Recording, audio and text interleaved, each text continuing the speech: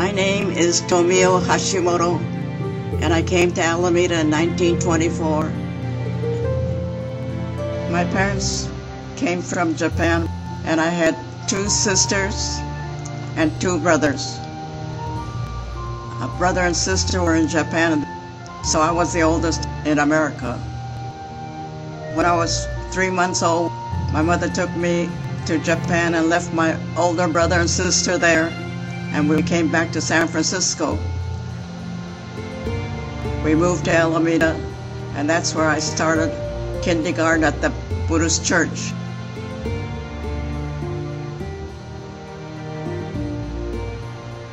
When we had to pass in front of the Buddhist church, we had to bow in front of the church before we could go by.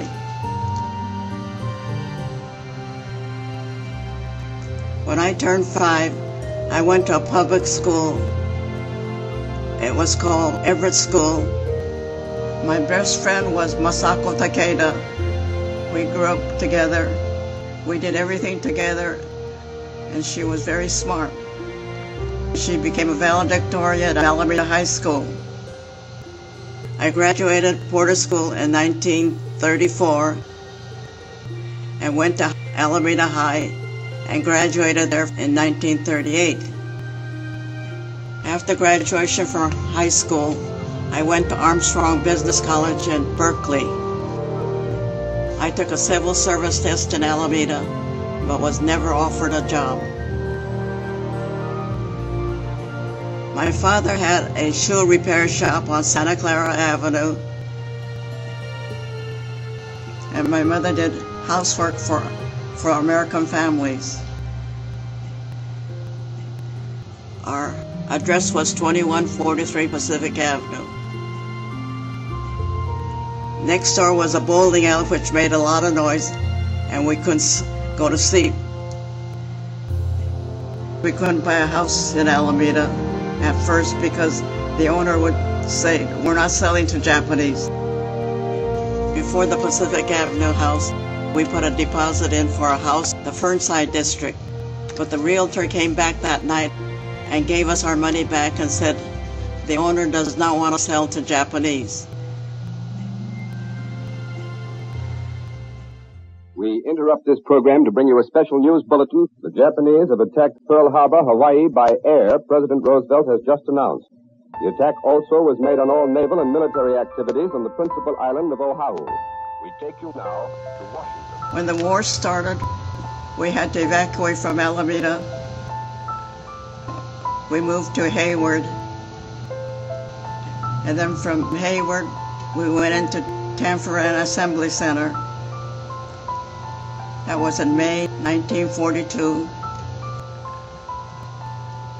We stayed there for 5 months, and then we were all moved to Topaz, Utah.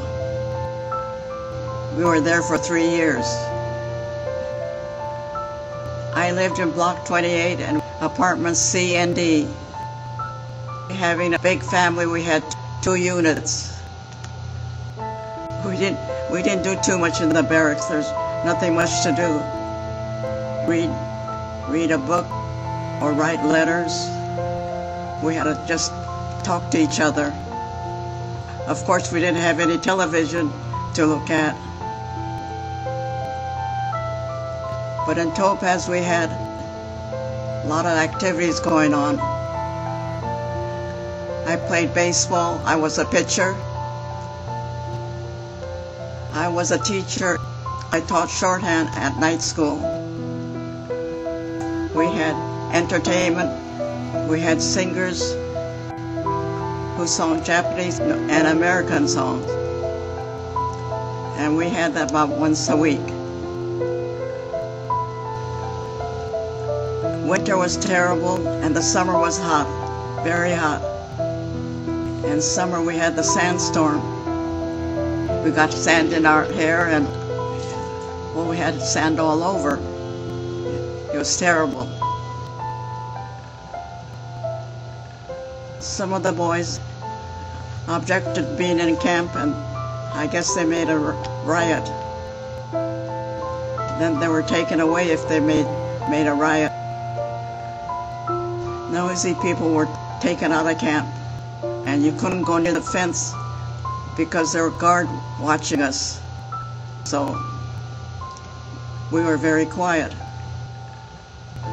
We were the quiet ones, and we stayed in.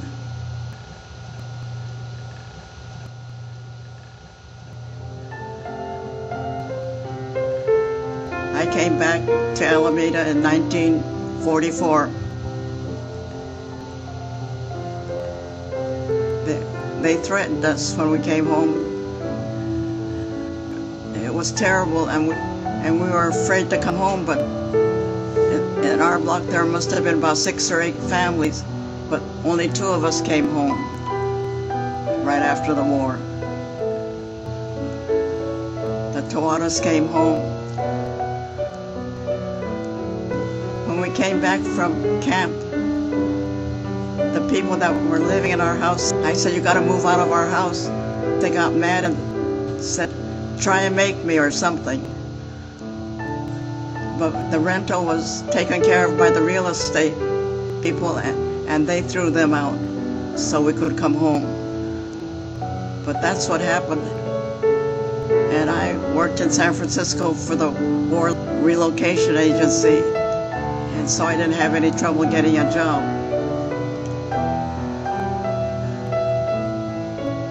But right after the war, we were still discriminated. Yeah. That was terrible.